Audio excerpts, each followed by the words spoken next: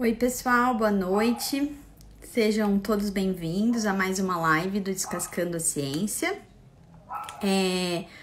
Hoje que é um dia super especial, né? Para quem não sabe, hoje é o Dia da Ciência, então muito parabéns para nós, para todos os cientistas que estão seguindo a gente aí. E super especial conseguir comemorar esse dia, então, fazendo uma das coisas que eu mais gosto, que é falar de ciência, né? Então, tô super feliz, parabéns para todos os cientistas aí. O pessoal tá conectando, eu vou aproveitar para me apresentar. Daqui a pouquinho eu vou chamar o nosso convidado, que é o Daniel Contigliani. Ele vai falar aqui com a gente de CRISPR. Pessoal, vocês estão conseguindo me ouvir bem? Eu recebi uma mensagem aqui de conexão. Vão mandando os joinhas aí no chat pra gente ir seguindo, tá? Então, daqui a pouquinho eu vou chamar o Daniel aqui para participar com a gente. Então, enquanto vocês estão entrando aí, vou aproveitar para me apresentar. Não sou muito de dar as caras aqui, então acredito que muita gente ainda não me conhece. O meu nome é Amanda Bernardi. Eu sou uma das colunistas do Descascando a Ciência. A minha formação é em biotecnologia, sei que tem bastante gente da biotech que segue a gente, então super legal, fico super feliz. Eu sou formada em biotecnologia pela Universidade Federal de Alfenas, tá? E eu tenho o meu mestrado em produção vegetal pela UFSCar, pelo Centro de Ciências Agrárias. E durante o meu mestrado, eu fiz a minha pesquisa, na verdade, lá no IAC, no Centro de Citricultura, que fica lá em Cordeirópolis. E eu trabalhei com CRISPR na época, né? Então até essa é a razão de eu estar aqui mediando essa live hoje com vocês. Mas já faz algum tempo, né? Vai fazer 5 anos que eu comecei a trabalhar com CRISPR, né?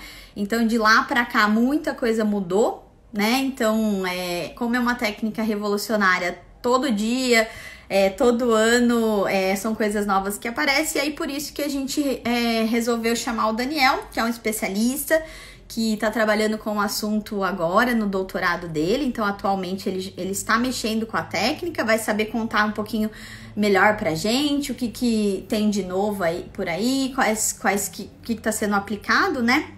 Então eu vou chamar o Daniel aqui, vamos ver se eu acerto.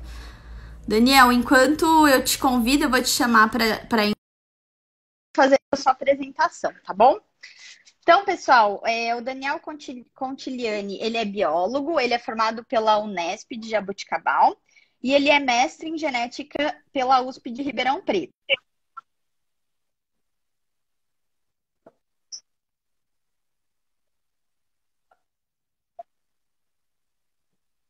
Mestrado, e agora ele está no doutorado. Ele também é vinculado ao IAC, né? Então, Instituto Agronômico de Campinas, mas ele é vinculado ao Centro de Cana lá em Ribeirão Preto, né? Em sua iniciação científica, o Daniel ele trabalhou com genômica e bioinformática, envolvendo a interação da bactéria Xanthomonas e diferentes variedades de citros. Então, super legal. Quem ficou curioso aí sobre a Xanthomonas, a gente tem texto no Descascando a Ciência também.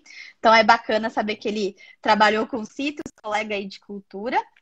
E no seu mestrado, ele começou a trabalhar com a nidrobiose, né? Não sei vocês, eu não sabia o que era nidrobiose até a semana passada, quando eu conheci o Daniel, ele começou a me contar um pouquinho o que é isso, né? Então, eu vou chamar ele para dar um oi aí para vocês e para contar para a gente o que é essa nidrobiose, então, Daniel. Boa noite, Amanda. Boa noite para todos que estão assistindo, né? Bom, a nidrobiose é uma área que me despertou enorme interesse quando eu estava no último ano de graduação. Eu fui buscando áreas que eu poderia me especializar, né? Ir para o mestrado, doutorado. E haviam várias, dentre câncer, trabalhar com Alzheimer, mas a nidrobiose era algo que eu nunca tinha escutado. A nidrobiose, ela se trata da vida na ausência de água. Como que isso funciona, né? Existem alguns organismos que são bem curiosos, estão presentes em todos os reinos biológicos, tanto fungos, bactérias, plantas e animais invertebrados, que eles conseguem passar parte da vida deles totalmente secos. Isso é quando vem a estiagem, a seca, eles se adaptam a isso e eles permanecem com um metabolismo praticamente totalmente suprimido, né? É impossível você detectar qualquer metabolismo nesse estado. E o mais interessante é que eles conseguem permanecer dessecados, né, secos, por longos períodos de tempo, desde décadas até relatos de milênios, né? E a curiosidade não para por aí, ela vai além. Quando eles estão secos, eles conseguem tolerar condições extremas para a vida, como, por exemplo, radiação ionizante, vácuo, altas temperaturas, baixíssimas temperaturas, próximas de 0 Kelvin. E isso me despertou muito interesse, porque se a gente decifrar como isso é possível na vida, a gente pode, de certa forma, criar organismos que conseguem tolerar essas condições tão estressantes para a vida. Com certeza, é uma super vantagem, né, aí. Muito bacana. E aí, agora me conta um pouquinho o que é esse assunto do seu mestrado, como que isso está vinculado ao trabalho que você está fazendo agora no seu doutorado. Você pode contar para gente? Sim,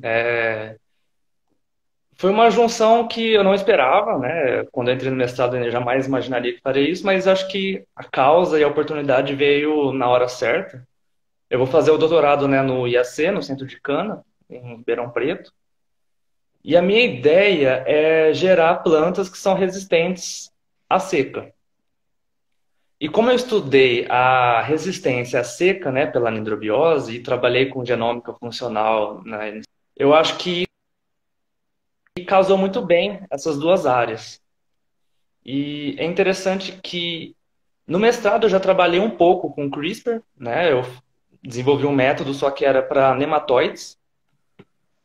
Só que eu vi que eu poderia utilizar a ferramenta de CRISPR para justamente tentar criar um cultivar de cana-de-açúcar que seja resistente à seca e também que produza mais biomassa, né? Que é de grande interesse no agronegócio. Mas como que Com funciona a certeza. CRISPR, né? Acho que vale a pena. A gente precisa explicar, né, que da onde vem esse termo, né? Vem da edição genética, né? Edição gênica, que, em poucas palavras, é você basicamente manipular o DNA de um organismo para você inserir ou deletar, substituir, modificar aquelas sequências de nucleotídeos, né? Aquele A, T, C, e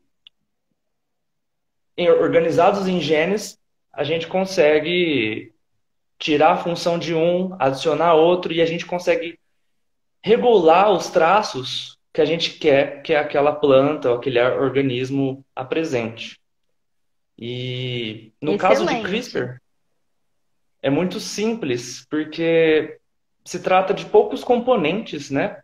Basicamente, ela funciona como uma enzima, que ela corta o DNA, mas acoplada a um RNA guia, que vai servir literalmente como uma sequência guia até a região que você quer editar, né? Seja um gene para seca, um gene defeituoso que você quer corrigir, né?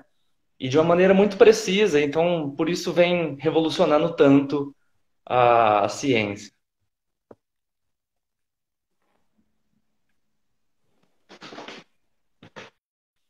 Amanda, você está me ouvindo?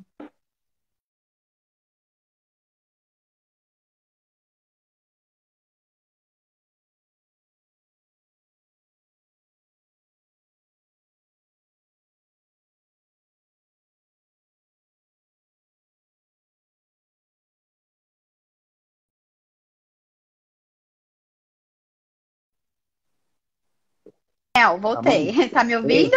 Sim, sim, Ai, perfeitamente. pessoal, hoje a internet tá que tá, mas vamos lá. Acho que agora a gente consegue seguir.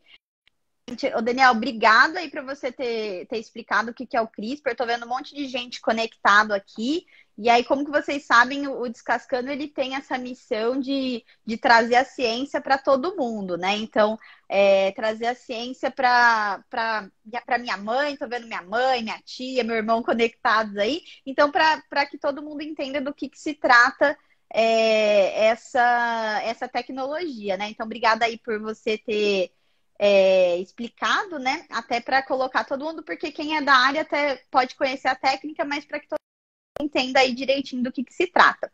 E aí eu queria, assim, muita gente se fala sobre transgênicos, né? Então, quando a gente fala de edição gênica, eu queria entender o que isso difere.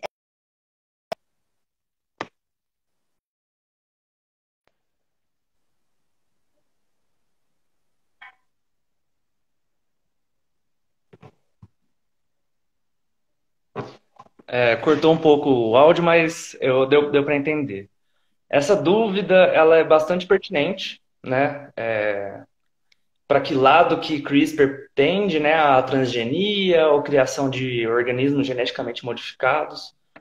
É muito interessante que um organismo geneticamente modificado, ele, por definição, é qualquer organismo que tenha tido o seu DNA de alguma forma manipulado, com alguma inserção, alguma deleção, alguma edição feita pelo homem, né? Algo que dificilmente demoraria muito tempo.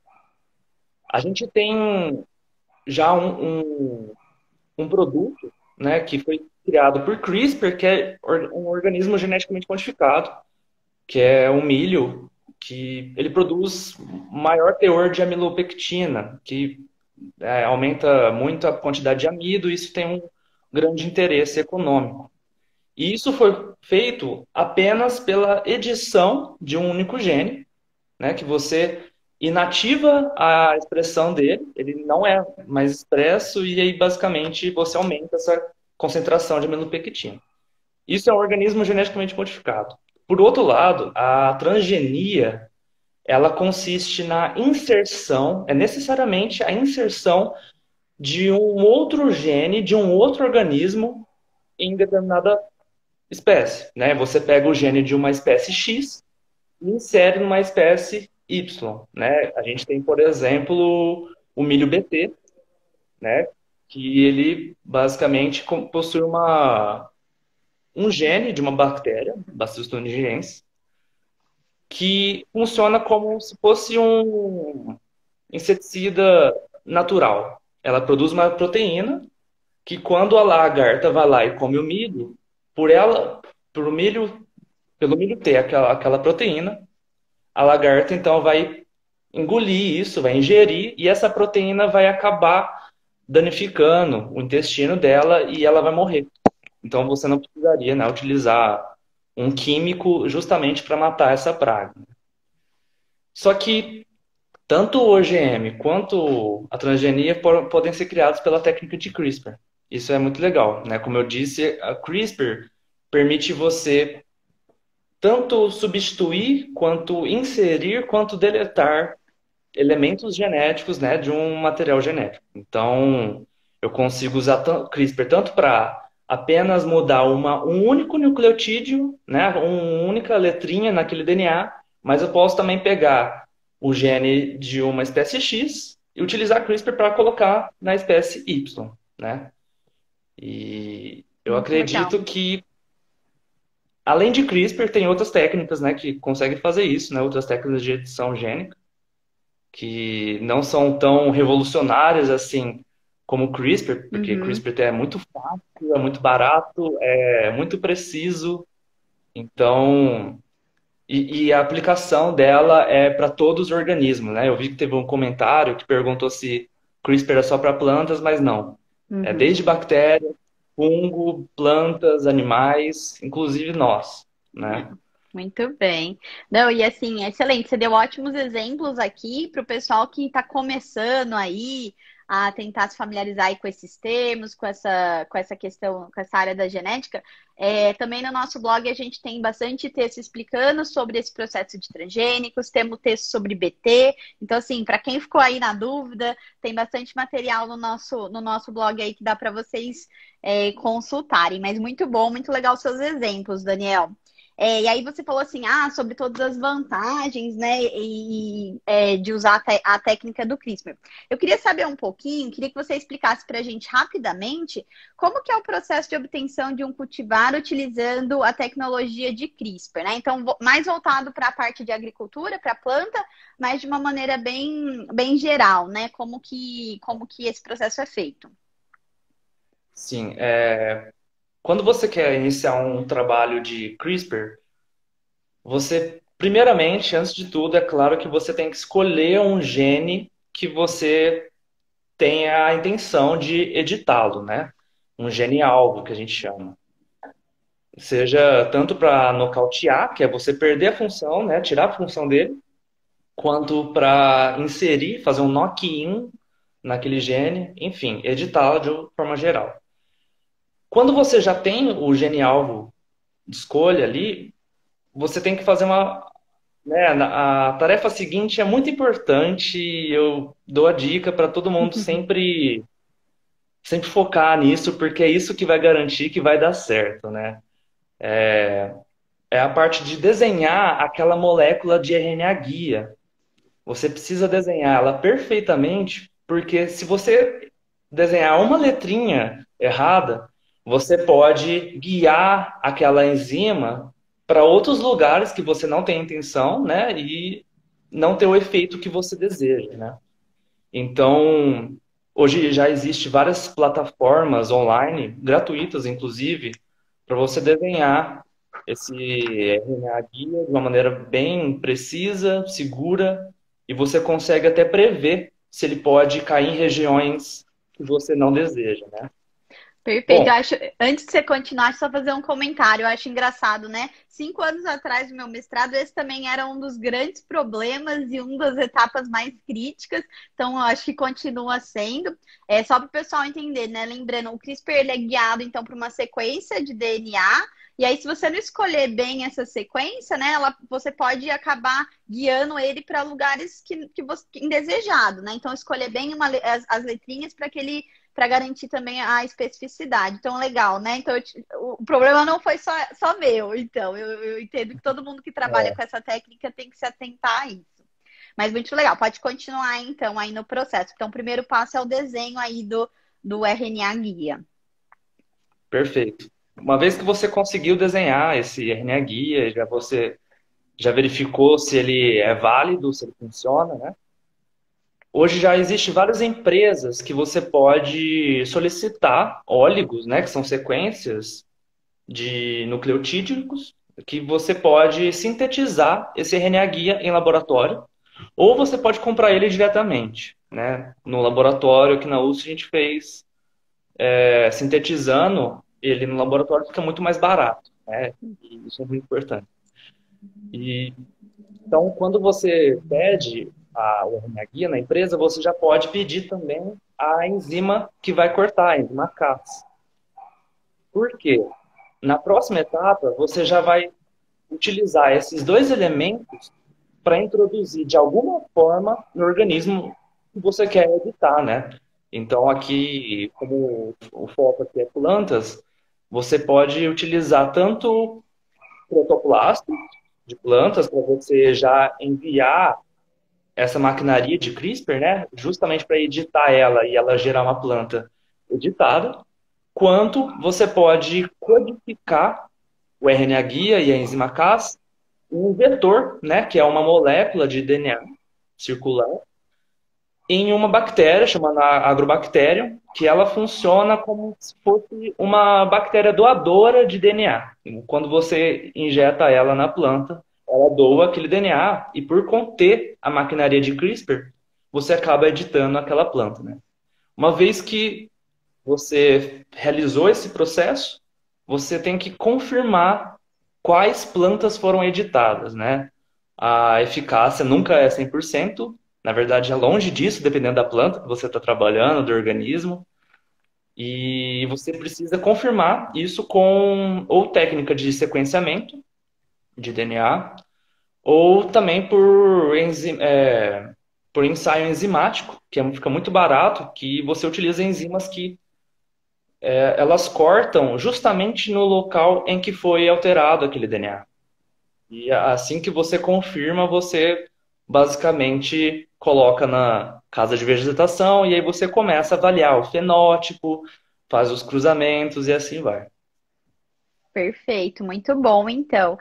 Aí para quem está acostumado a trabalhar com transformação, né? Então são duas confirmações, né? A gente tem que confirmar que a planta foi transformada e depois confirmar que a edição ocorreu, né? E aí que ela está gerando ali o fenótipo que a gente está procurando. Muito legal. Então, assim, o Daniel resumiu de uma maneira assim bem simples, né, pra gente, mas existem várias etapas, né? Então, várias etapas então tem que ser checada, mas ainda assim, né, o CRISPR ele é mais rápido quando comparado a outras tecnologias. Aí você pode explicar o porquê, o Daniel, qual que é a vantagem nesse sentido? Questão de rapidez, o que compensa mais? Bom, de longe, comparado com até mesmo as técnicas mais avançadas de edição gênica, como TALENs, nucleases dentro de zinco, e até mesmo os métodos de transformação por agrobacterium, CRISPR ele sobressai tanto na rapidez, na eficiência e no custo. E o custo é onde ganha, né? Porque a gente mora no Brasil e a gente sabe como que é difícil ter um investimento para ciência, né? Mas além disso, a dificuldade de você trabalhar com com esses métodos tradicionais de edição gênica, comparado com CRISPR, é gritante a diferença, porque CRISPR consiste em dois elementos só, que são muito precisos, eles são programáveis, você consegue manipular eles facilmente. Eu falo que um aluno bom de ensino médio consegue fazer uma edição gênica por CRISPR. Eu falo isso com maior segurança. Se ele receber as instruções corretas, ele consegue fazer. Por outro lado, as outras técnicas de zinc fingers, né, a Talens, você precisa de habilidades de engenharia de proteínas. O processo de produção, às vezes, gera muitos erros que você fica perdido aonde você errou, sem falar na precisão e o custo, né, claro. Perfeito. Daniel, a gente está falando aí dessas vantagens, parece algo, então, realmente fenomenal. Vou pegar uma pergunta aqui que veio até do Instagram, né? Essas ferramentas, elas são encontradas naturalmente ou elas foram inventadas pelo homem, né? Então, assim, falando especificamente do CRISPR, acho que você pode focar no CRISPR.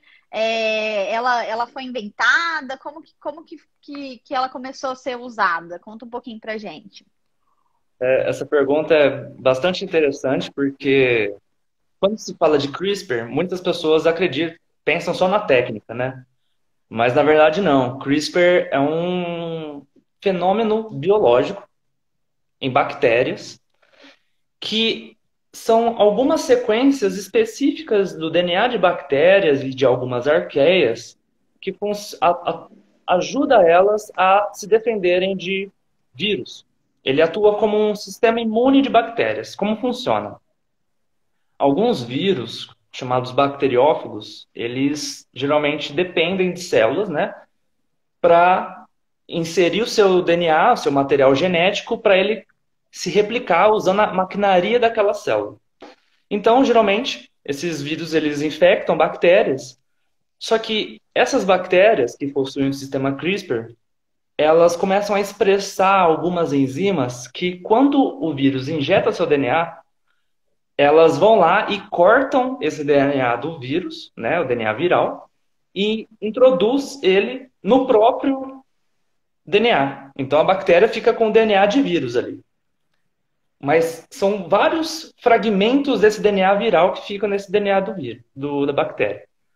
Quando o vírus ele infecta novamente aquela bactéria, a bactéria já vai ter a informação necessária daquele DNA viral que vai entrar dentro dela. Então ela começa a transcrever, expressar esse DNA viral, que vai funcionar como guia para aquela enzima chegar até o DNA do vírus e picotar ele, combater ele. Então, né, a bactéria vai ter uma memória contra esse vírus, né? Então, sim, CRISPR foi descoberto na natureza, né? Ela não foi inventada. Muito bom, não, ó, excelente explicação. Acho que aí tá um ótimo exemplo, né, de uma situação onde a gente conseguiu observar um comportamento natural e conseguiu ver uma aplicação, né?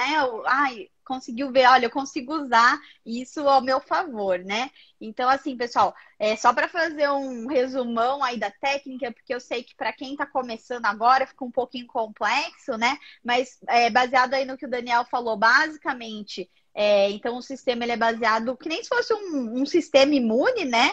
Então, basicamente, a bactéria ela consegue ter uma memória imune, ela guarda um pedacinho ali do DNA viral para ela e ela usa aquilo ali como para defender de uma segunda invasão que ela possa ter, né? Então, ela pega aquele pedacinho, ela consegue se guiar, reconhecer o patógeno e ir lá e picotar, né? No caso, a gente copia essa técnica, só que a gente vai picotar aí pedacinhos de DNA que a gente tem interesse de editar, né? Como o Daniel vem falando. Perfeito. Ok, muito bem. Então, só fiz um Inclusive, catadão para ninguém se perder aí. A gente falou muito das coisas boas dessa técnica, eu acho que tem muita vantagem, ela tem muito potencial aí. Mas eu queria saber o seguinte, né? Existe alguma possibilidade da técnica ela gerar também efeitos não desejáveis? Eu sei que você falou um pouquinho aí do off-target, né, no desenho do RNA guia, mas conta um pouquinho como que poderia acontecer modificações fora daquele gene alvo que você comentou lá atrás, que é o gene que a gente escolheu para picotar, né, ou para estar editando. essa parte de gerar mutações, edições indesejáveis, ela infelizmente existe e pode partir de vários princípios, né? Ela pode partir tanto pelo um desenho mal feito do RNA guia, que é muito comum, né? E isso é normal. Hoje os softwares estão se melhorando cada vez mais para predizer se aquele RNA guia está bem desenhado, né? Mas também a gente sabe que o genoma de um organismo ele tem várias letras, como por exemplo, o genoma de humanos tem 3 bilhões de caracteres, 3 bilhões de A, T, C, G. Então, se a gente quer editar uma sequência específica, esse RNA guia ele tem 20 nucleotídeos. Então, ele vai se parear com 20 nucleotídeos, né? Então, ele tem uma sequência de 20 dessas letrinhas. Às vezes, o gene, bem o gene que você quer, para o seu azar, a sequência que você quer alterar, né, naquele organismo, ele se repete ao longo do DNA. E às vezes ele pode estar presente em outros genes, né? E isso é problemático. Então, às vezes, o seu RNA guia pode tanto cair no gene que você quer editar, mas também pode cair nesses lugares indesejáveis, né? Além disso, existe diversas enzimas Cas. Hoje existe Cas9, Cas-X, Cas12, Cas13, e cada uma delas, elas estão cada vez mais melhorando na sua precisão. Então, primeiramente a gente começou com a Cas9. Todo mundo utilizava ela, mas hoje já está sendo outras que diminuem essa questão dos off-targets, né, nessas mutações desejáveis. Muito bem. Eu tô vendo que o Francisco está perguntando aqui. Eu vou aproveitar que a gente está falando aí dos off-targets, né? Ele perguntou o seguinte: se eu quiser editar mais de um gene de uma vez, eu consigo fazer tudo de uma vez ou é uma edição por vez? Tem como sim. Geralmente eles chamam isso de CRISPR multiplex, que você faz o desenho de um vetor, né? O vetor é aquele DNA circular que contém a informação necessária para expressar tanto o RNA guia quanto a enzima Cas, né? Você coloca a informação da enzima Cas, do RNA guia correspondente ao seu gene 1, né? de um gene que você quer editar, mais a sequência do RNA guia do gene 2, né, do segundo gene que você queira editar. Quando você introduz esse vetor no organismo, tanto o RNA guia para o gene 1 e para o gene 2 são expressos, então ambos guiam as enzimas Cas para os genes que você quer editar. Perfeito. Mais uma vantagem aí, né? Que poderia facilitar o processo. Bom, pessoal, a gente está chegando aqui na metade da live, então, assim, até agora a gente focou bastante em como que a técnica funciona, né? Espero que vocês tenham entendido. Para quem ainda ficou um pouco confuso, a gente tem bastante material, tanto no blog, no Instagram, às vezes com animação, né? Visualização fica um pouquinho mais fácil de entender. Daqui para frente, então, eu vou focar um pouquinho nas aplicações. A gente recebeu bastante pergunta no Instagram, eu estou vendo algumas perguntas aqui também. Então, eu vou focar um pouquinho mais na parte de aplicações, que eu acho que fica mais fácil para o pessoal se conectar, tá? Então, aqui tem uma pergunta, né? Já há no mercado algum cultivar utilizado na agricultura que tenha sido obtido através da tecnologia CRISPR? Eu acho que é algo que todo mundo está bastante interessado em saber. Eu mesma super curiosa, né? A gente vai postar um infográfico falando um pouquinho disso ainda essa semana, mas, Daniel, conta pra gente aí o que você sabe de cultivares que tem com CRISPR atualmente. Essa pergunta é bem interessante porque quando eu vi essa técnica ser lançada, eu sempre perguntei quando é que vai lançar o produto na minha mesa, né? Que eu vou comer um tomate CRISPR, será?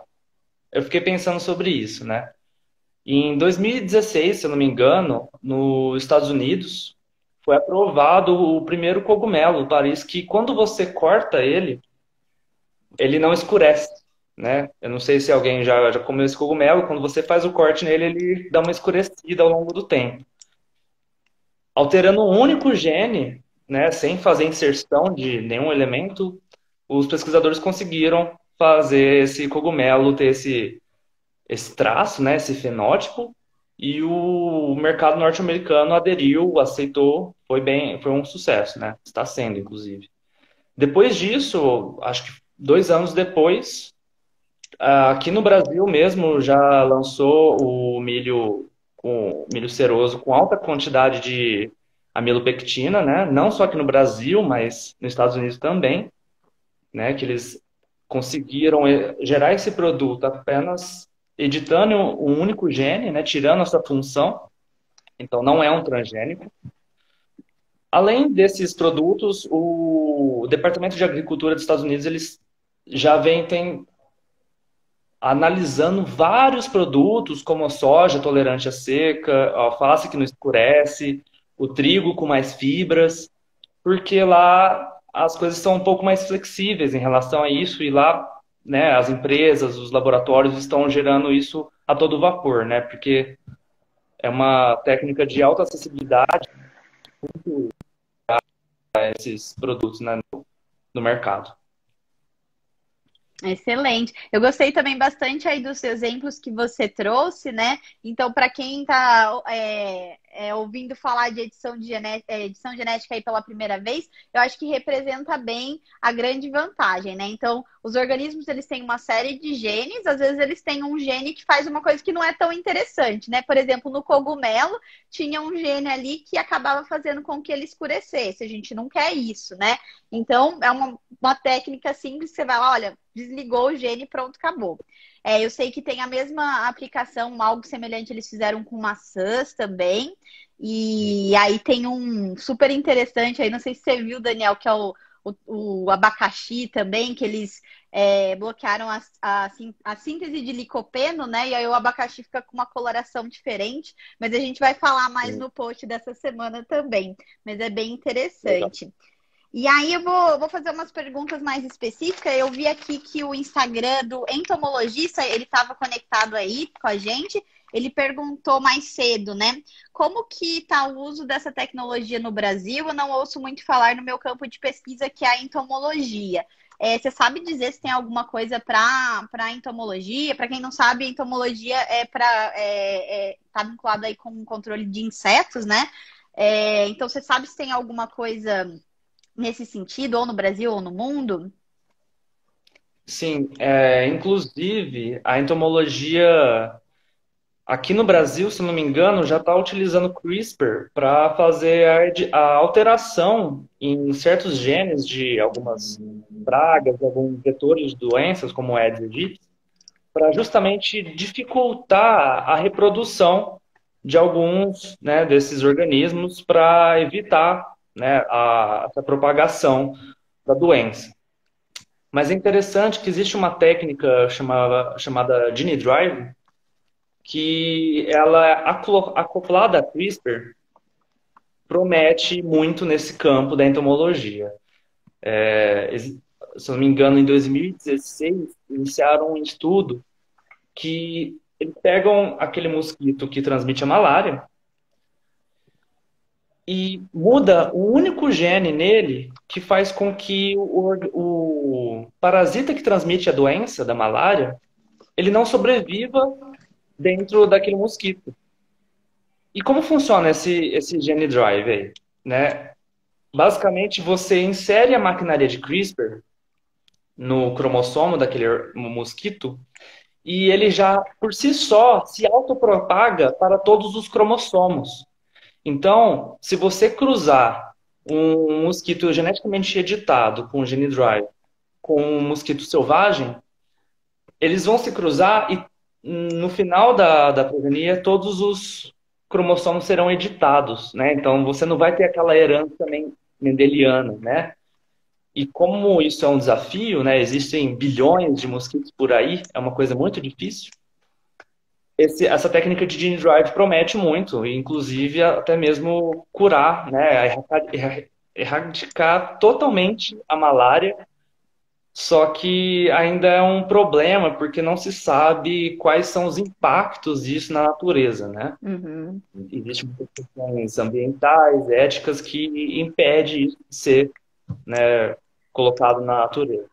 Excelente. Não, foi bom você falar de Gene Drive. Você deu até um spoiler, era a próxima pergunta, então, do pessoal lá do entomologista. Muito obrigada por trazer esse ponto. O Paulo Vieira também perguntou, ele fez uma pergunta parecida, né? Se também poderia aplicar essa técnica para pragas, não só para planta, né? O Paulo trabalha com citros e aí ele também fez uma pergunta aqui, o que a gente tem nessa área para citros. Acho que eu posso responder essa, Daniel, porque Sim. como eu trabalhei com citros, eu acabo conhecendo um pouquinho. Então, assim, pessoal, apesar de não existir um produto ainda comercial, né, para citricultura, é uma tecnologia muito utilizada, principalmente para laranja doce. Desde o começo da aplicação de CRISPR já existiam bastante estudos com citros, né? Então tem grupos de pesquisa, principalmente nos Estados Unidos, na China e no Brasil. Então, assim, muito orgulho mesmo, a gente pode falar. A gente tem uma das colunistas aqui do Descascando a Ciência, a Laís Granato, ela trabalha com a técnica de CRISPR. E o principal objetivo do trabalho dela é a geração de cultivares resistentes ao HLB, né? Que é uma das doenças principais aí da citricultura. Então, normalmente, quando a gente fala de citros, tem muito essa questão com foco em variedades resistentes a doenças, né? Então, esse é o foco principal, mas eu gosto muito de falar que o CRISPR ele tem um potencial muito especial para a citricultura, né? Então, eu vou falar um pouquinho, eu sei que tem um monte de gente da citricultura que segue a gente, a maioria dos colunistas vieram do Centro de Citricultura, vou contar um pouquinho, né? Por que é isso, né? Quando a gente fala de uma laranja transgênica, existe historicamente uma resistência da população muito grande com relação a isso, né? Porque se você pensar, a população ainda tem um certo preconceito com essa questão do transgênico, né? E tanto a laranja quanto o suco de laranja são produtos que são diretamente consumidos pelo ser humano e são muito vinculados a, tipo, é algo saudável, né? Então o pessoal tem um pouquinho de receio. Nossa, mas será que vai colar essa história de uma laranja transgênica ou de um suco de laranja transgênico? Então seria assim, a gente falar em edição de genoma, né? Falar de um produto que não é classificado como transgênico, para citros representa muito. Ele abre totalmente assim o leque de oportunidades nessa área, né? Por isso que tem uma expectativa muito grande e tem bastante potencial, né? Porque tudo vai depender, então, como ele vai vir rotulado. É um transgênico ou não vem, né? E aí eu queria aproveitar essa questão de é transgênico ou não vem, porque isso depende muito da questões regulatórias, questão da legislação local, né? E essa é uma pergunta também que super assim, surge bastante, tem bastante controvérsia, que é como que o produto de uma edição gênica ele é considerado do ponto de vista regulatório. Eu sei que na época do meu mestrado era uma confusão, ninguém sabia explicar, eles ainda estavam definindo, né? Você sabe falar como que está a situação hoje com relação a isso? Essas técnicas de edição orgânica, né? Todos os produtos que são derivados de alguma prática, de quaisquer técnicas de edição gênicas, eles são atribuídos à normativa do RN16, se eu não me engano, do CTN-Bio, que avalia se um organismo ele está presente dentro do grupo de organismos geneticamente modificados, isto é, aqueles organismos que existe apenas uma única alteração no DNA que pode ser você pode conseguir aquilo por melhoramento convencional, só que demoraria muito tempo, né? Como, por exemplo, você mudar uma única letra no DNA e você tirar a função de um gene. E existe outra classe, né, que o CTN-Bio também regula, que seria da transgenia, que seria qualquer organismo que tenha um gene de outra espécie inserido em seu genoma. Isso é de alguma maneira similar nos Estados Unidos. Nos Estados Unidos eles são bem flexíveis em relação a isso. Se você faz apenas um nocaute, um knock-in, ou edita uma base em um determinado gene, você não considera como transgênico, só como OGM. Agora na Europa é um pouco mais rígido em relação a isso. Inclusive eles têm vários sistemas de rastrear possíveis produtos que não foram aprovados e tem, às vezes, uma única base alterada que eles, às vezes, não podem admitir, né? Perfeito. E aí, acho que isso que você falou tem bastante a ver com uma pergunta que apareceu aqui, né? Se o CRISPR ele deixa um marcador e se é possível identificar se algum organismo ele passou ou não pela técnica, né? Então, Tem acho que tem como. bastante a ver. Pode complementar aí, Daniel. Tem como sim.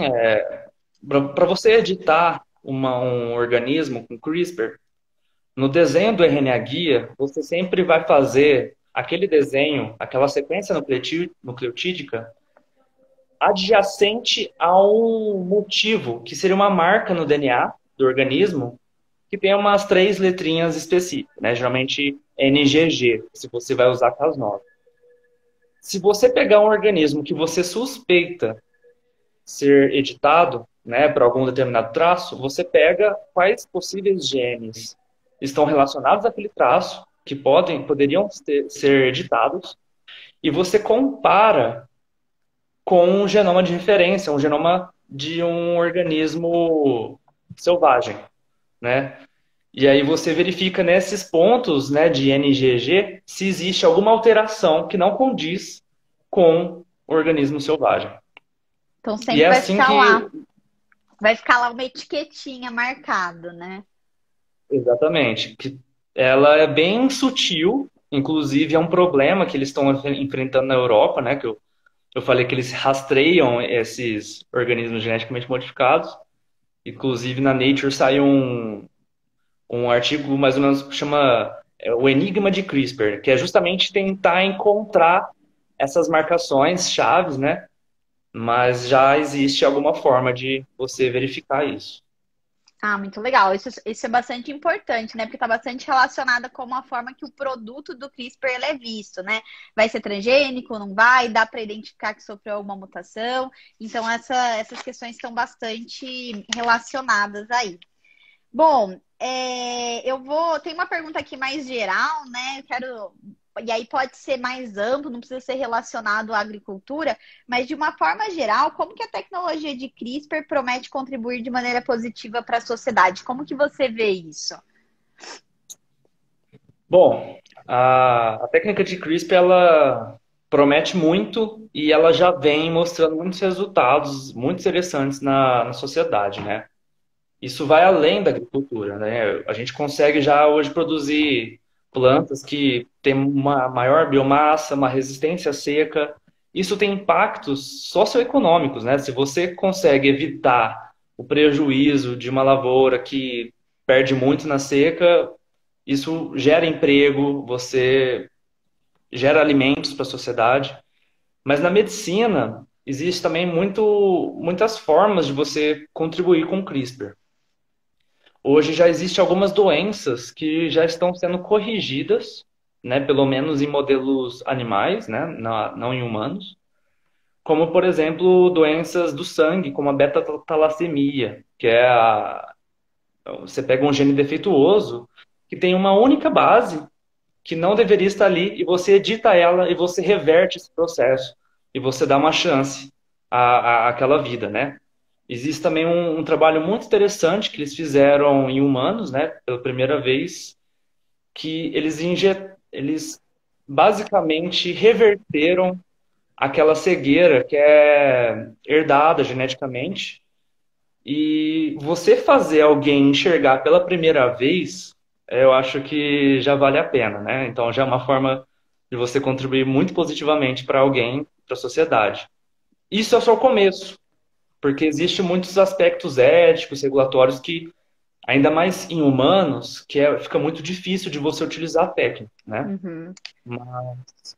Às vezes, não somente nessa parte clínica, a técnica de CRISPR permite a gente identificar muito sobre a questão da genômica funcional. Então, é a função de cada gene ali, que isso pode gerar novos medicamentos, novos tratamentos personalizados, enfim. É uma vastidão enorme. Perfeito, ótimo ponto, Daniel. Eu tinha esquecido de comentar aqui que o pessoal, né? Então, o que que seria, só para a gente contribuir aqui, o que que seria essa genômica funcional, né? A gente falou que a gente consegue ser super específico, desligar aí genes específicos, então não tem forma melhor de você descobrir para que que serve uma coisa melhor do que ir lá e desligar aquela coisa, né? Então você consegue ir lá e desligar aquele gene específico e ver o que que acontece quando você faz isso. Então, assim, as perguntas que saíram aí na parte de entomologia e também outras aplicações, às vezes a gente não tem um produto ainda aprovado, ou não tem um produto tão avançado, mas tem muito trabalho que a técnica de CRISPR possibilitou nesse sentido, né? Então a gente vai lá, desliga um gene e finalmente a gente consegue descobrir de uma maneira super eficiente para que ele serve, né? De uma forma geral. Aí eu queria aproveitar que você comentou aí, então eu sei que rolou a pergunta se era só aplicado para planta, e aí você deu alguns exemplos aí na parte humana, né? Então, assim, algo que super, super também o pessoal quer saber, né? E todo mundo quer saber, né? Então, de que forma que a tecnologia CRISPR ela pode ajudar na busca pela cura ou por um tratamento para a Covid-19? Existe alguma coisa nesse sentido? A gente pode ter esperanças aí no CRISPR para ajudar a gente nessa situação?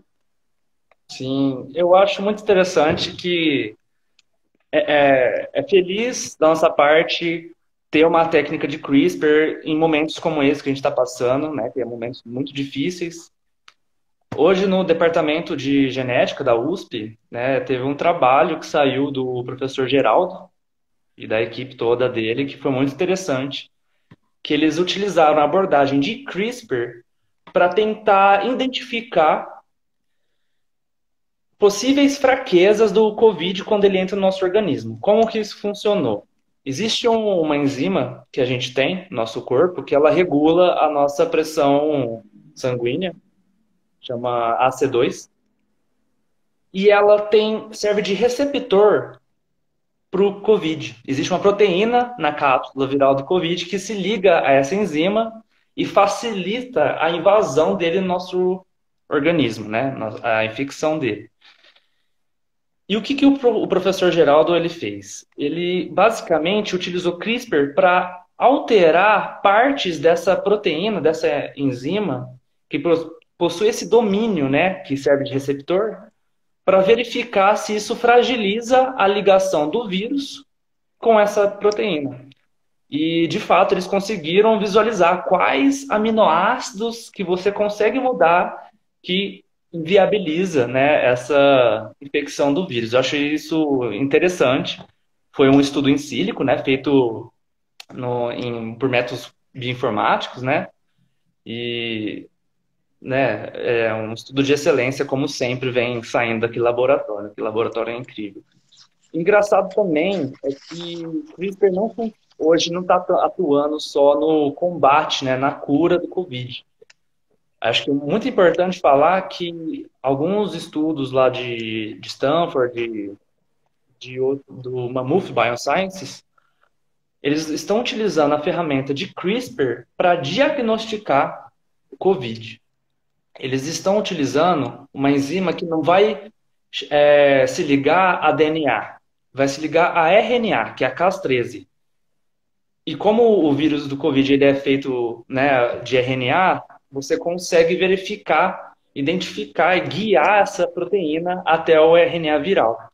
Eles estão colocando um gene reporter que quando a enzima corta o DNA o RNA do vírus, ela gera uma luminescência, mostrando que existe, então, o vírus ali. Então, você pega uma amostra, né, da garganta ou nasal, você coloca, né, nessa proteína, nessa Cas13, ela vai lá e detecta se existe algum RNA viral ali, especificamente do COVID. Isso é muito importante, que a especificidade e a sensibilidade dela é enorme, de 95%. Não falhou quase nenhuma vez, né, na sua eficácia, e é muito barato de fazer, né? Você consegue reprogramar esses elementos de CRISPR, então você consegue, às vezes, até mesmo fazer uma versão de kit para que você não precise de equipamentos tão especializados para você fazer o diagnóstico. Isso é bom para você levar para periferia, em lugares onde não há formas de você detectar por métodos tão caros como, por exemplo, o RT-PCR. Ah, excelente. Aí, ó, mais uma aplicabilidade da técnica, né? E aí, de novo, se você olhar, tudo partiu de um mecanismo de defesa, né? Que ele era capaz de se guiar, aí, e ele é super específico, baseado numa sequência que você colocar aí. Aí, nesse caso, então, até para essa aplicação de diagnóstico, né, a gente tira vantagem dessa especificidade do CRISPR e a gente consegue usar na aplicação aí para detecção do COVID. Mas eu queria voltar um pouquinho aí no teu primeiro exemplo que você deu aí, né, com relação aos receptores, porque por mais que você comentou que é um trabalho de bioinformática, né, ou seja, a gente está só simulando o que aconteceria se a gente fizesse isso, né, a gente está falando de todo um novo patamar, né? Que é a gente usar essa tecnologia em humanos, né? Então, ter um humano geneticamente editado, né? E aí isso traz a gente para uma pergunta também que foi enviada no Instagram do Renato, né?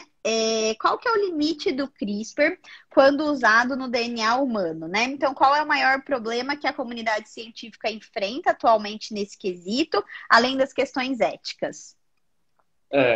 Essa pergunta é polêmica, né?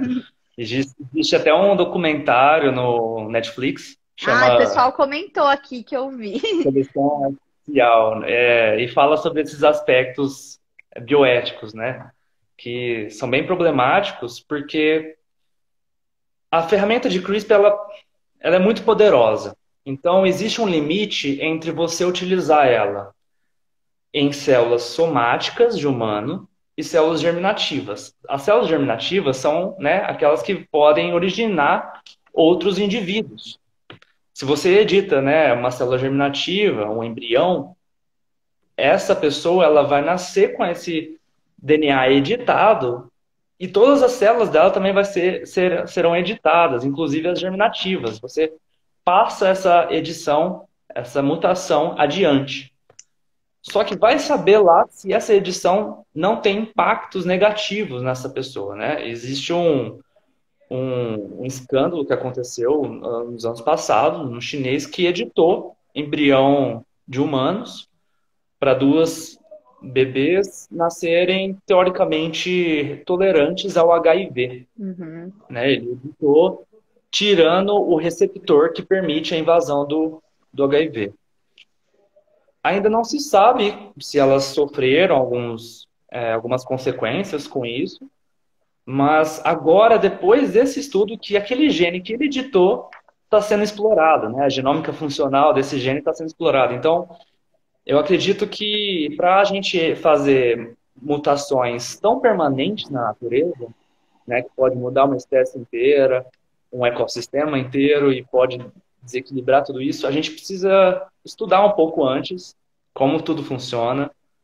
Mas, por outro lado, as células somáticas, né, como por exemplo, eu falei que, né, já conseguiram reverter aquela cegueira hereditária. Isso é lindo, né? Então, se você focar, né, nesses aspectos medicinais e evitar aspectos estéticos, né, para a gente não cair na eugenia, que é um grande problema, eu acho que fica tudo sob controle.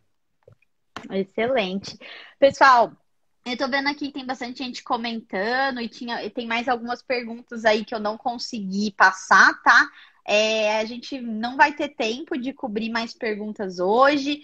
Eu entrei às 18h30 certinho. Como vocês sabem, aqui no Instagram, ele corta, né? Então a gente só tem 1 hora. Eu queria aproveitar, então, agradecer muito a presença do Daniel, que se disponibilizou vir aqui conversar com a gente, tá? Se vocês tiverem mais alguma pergunta, alguma questão que não foi resolvida, que ainda ficou na dúvida, não deixe de escrever para a gente. Mandem por mensagem, por direct, ou no Instagram, ou no Facebook, que aí a gente ainda vai estar tratando desse tema até o final da semana, então dá tempo da gente responder. O Daniel também ajuda a gente aí. Mas foi muito legal, Daniel. Gostei muito da sua presença. Acho que você explicou bastante, claro, né? Foi bastante rica a sua presença. Queria agradecer e deixar aí o espaço aberto também para você despedir do pessoal. Perfeito. Amanda, muito obrigado, né, ao blog também Descascando a Ciência, blog incrível de vocês. Acho que vocês devem continuar fazendo o que vocês fazem, que é divulgar a informação científica verdadeira, baseada em fatos, que momentos, né, de tantas fake news, isso é muito importante, né? E agradeço imensamente pelo convite. Essa live realmente é enriquecedora para mim também. É um prazer estar aqui.